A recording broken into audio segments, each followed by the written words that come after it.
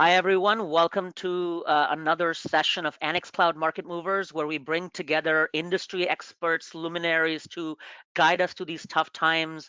Today, with me, I have Praveen Pawa. He's the founder and CEO of Pragati, which is a great partner of Annex Cloud. Praveen, welcome. Thank you, Al. Pleasure to be here. Awesome. Praveen, we are in a very interesting time. I've been talking to several industry experts and helping us sort of get our common customers and guide them through these challenging times. The good news is things are starting to open up just a little bit, but it's going to be a few months before it starts to get anywhere close to normal. So as we've come or we are sort of getting towards the end of that initial shock mode, and starting to adapt to a little bit of that new normal, whatever that's going to be, people are starting to create some short-term plans. What am I going to do in the rest of 2020? Whether my brand's doing awful and then I have to get out of it, or if it's some brands it's doing well because of this change. And so in my first sort of question to you is, what is your advice to brands in the short term in the rest of 2020 to adapt to this new normal? Well, Al, at this juncture, my advice to brands is plan. What do I mean by that? If you look at it, there's an old saying that when there's a storm in the sea, what do the fishermen do? They stay back and mend their nets, which is they prepare for the future. They prepare for tomorrow. They prepare for the next time they're going to be at sea. So my advice to clients is at this juncture, mend your net, create a larger net, and prepare for the future. The world is changing. Your clients, your customers have changed. What you need to do is prepare for the time when things go back to the new normal and they want to come back to you. You must be prepared for that. That's really the prep right now. And so the key message is, as you come out of the shock, start preparing because it's going to change, and you have to do the prep work for that new normal. That's awesome. And one of the big things that people have to prepare for, especially if they got taken by this new normal and they weren't fully digitalized, or the digital transformation within their companies had not been completed, and that could mean different things for different people. But specifically, as we think about from this side of the angle, from a digital transformation perspective, we think of retention being a key portion of that digital transformation, because the marketers now will have less budgets. They will have less resources potentially. They will want to deploy budgets to start focusing more on, getting back to their older formation of growth. And to us, retention is very important in that economy where you don't have the same dollars, but you want to reacquire or retain your customers. From your perspective, how do you look at retention in this new economy? How important is it? How do you advise brands on thinking about that? So in the short run, Al, brands are trying to retain their customers based on the immediate value that they provide, which is in terms of the product. So uh, people are not really going out and buying sunglasses and new dresses because they don't have any place to go with the new sunglasses or the new dress. But they are interested in buying important things for them, essential products and essential services. Now, even in those essential products and services, those brands and those retailers and those even mom and pop stores that have adapted and have looked at life beyond this shutdown have been doing extremely well. I'll give an example. I went to this coffee shop because it was the only one open, and they only have to go available. I bought some coffee, I bought some beans, and they gave me a small card and said, we will open at some stage, but when we do open and you come back, here is $5 off. Now, they they have made sure that I will go back into their store at least once when the store opens. Now that could be in June, July, or it could be in August, September, but I have that $5 off. So in other words, whether it's creating loyalty or retaining loyalty or adapting to the new normal, those retailers, those brands, those manufacturers who do that are definitely going to survive and they're going to retain their customers. Those who do not, those who wait for let all of this nonsense get over and then I will decide what I want to do, they will have a really tough time. I think these are two really good points you bring up. And if I may summarize, one was about discovery. People aren't going to discover new products. I told my wife I probably am not going to buy another pair of jeans because I think I have too many, sitting at home. And if I do, I probably am going to buy from a brand I've bought from before because now it's not probably not the time for discovery.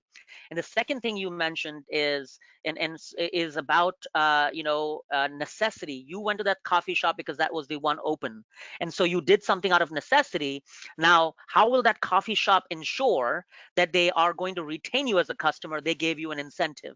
And so now you have that in your head. So the next time you're ready, you will now consider them again and not just because this time around because you had to go there for necessity. One of the examples I've been giving other people is my favorite brand of pasta is not available in the stores anymore because they have distribution issues. This is a large brand I won't name, but I had to buy something else out of necessity. Grocery stores, that's happening a lot. A lot of new emerging brands are being tested while the favorite brands are out of distribution or not available. And because of that, they're gaining those customers, but they need to associate with those customers. They need to capture your information, which I hope that coffee shop did in some capacity, and if they didn't, they should. And then secondly, once they capture your information, they need to give you something to associate yourself so that you do buy again when this all is done. When their favorite brands come in, where your favorite coffee shop opens up, will you remember going back there? So for brands that are getting these necessity-based purchases now, how will they retain them? So those are two very, very good points. Thank you, Praveen. This is awesome. So with this happening, sort of going a little bit further, right? Brands are still in a shock mode, and the first thing when you're shocked is you go into your shell. You say, "Listen, I'm just gonna shut down. I'm gonna do nothing." And that's usually, other recessions in the past have shown us that investments that were made in those recessionary times were extremely important, bringing people out of those recessions. Back in 2001, 2008, several people have talked about that, but your first intuition is to shut down. But what are the risks you foresee if people don't act on this, if people don't start creating and thinking about how to sort of adapt to this new normal? What are the risks that you see that will come? And that's my first part of the question. The second part is, we still have to be empathetic to our customers, to our employees, while this is still happening because it's not done and over yet. So how do they act on something, but yet at the same time be empathetic to their customers and to their employees? So, so let's see if we can break up this question into a number of areas. Um, if if retailers and brands are not going to be investing in my opinion, two or three things, they're going to have a very, very tough time when this new normal emerges.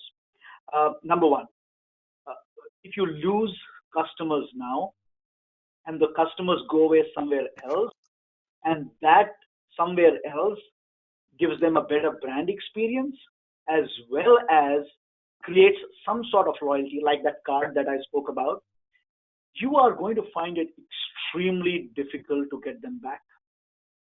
It's very easy to lose a customer, very difficult to gain one customer. So at this juncture, every business should be looking at a way in which they can continue to retain their customers, period. Do whatever you need to do to retain your customer. Point number one. Point number two, somebody who's getting your business or your share of wallet today and is probably doing a better job is also gathering customer data. They now know more about that customer and what did that customer buy in these down times than you do. So as you retain your customer, put in place a system that also tracks with customer cooperation what that customer wants, what does he buy, where does he or she spend. Get that data in place, and as I said earlier, get prepared for tomorrow. Contactless delivery is here to stay. Now, it does not have to be delivered by a drone every time. Coffee shops have adapted very well, where they keep it on a rack and you just go and pick it up. It could be as simple as that. But whatever you do, plan for the future, create a system by which you get more data about your customers, and for God's sake, retain your customers, keep them back. Now, you don't support your customers and serve your customers, and at the same time have a very skeletal staff to do that, and mess up with your employees. So you've also got to look after your employees. You've also got to make sure that you don't cut your staff to such an extent that the service to customers get impacted. So it's a balancing act, no question about it. And I would say the loyalty that we keep talking about, which can which can be quite fickle.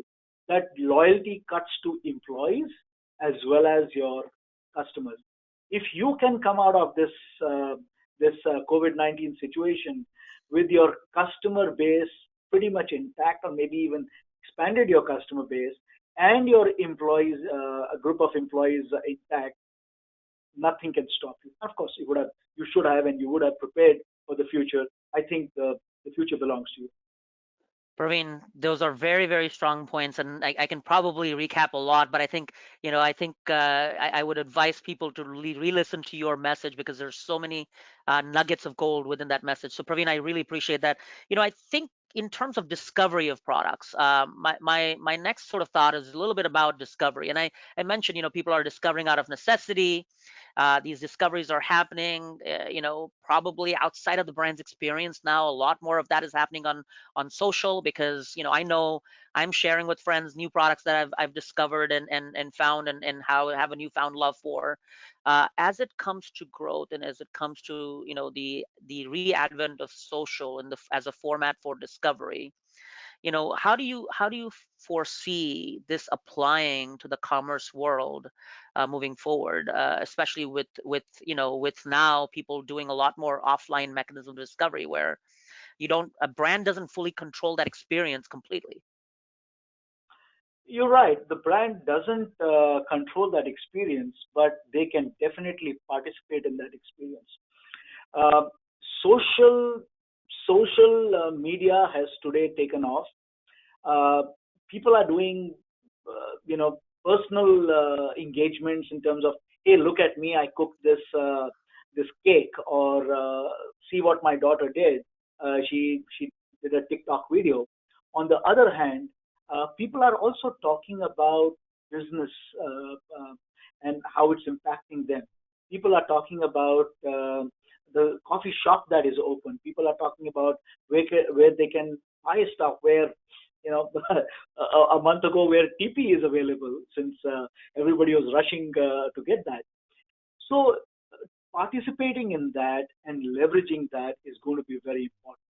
Uh, Retailers and brands that have an ear to that interaction can monetize it, can leverage it, can maybe even participate in a, hey, somebody posts their sunglasses on social media, and you provide a quick way to be able to purchase directly from that feed. That's going to be big for customers. Somebody's talking about a cake that they bake, and the grocery store that says, hey, the ingredients in this were all of this, and I have this available for a cake for, I don't know, 4 people. Recipe completely converted into a shopping cart or a shopping basket. They'll go purchase, and I will deliver it in 1 hour.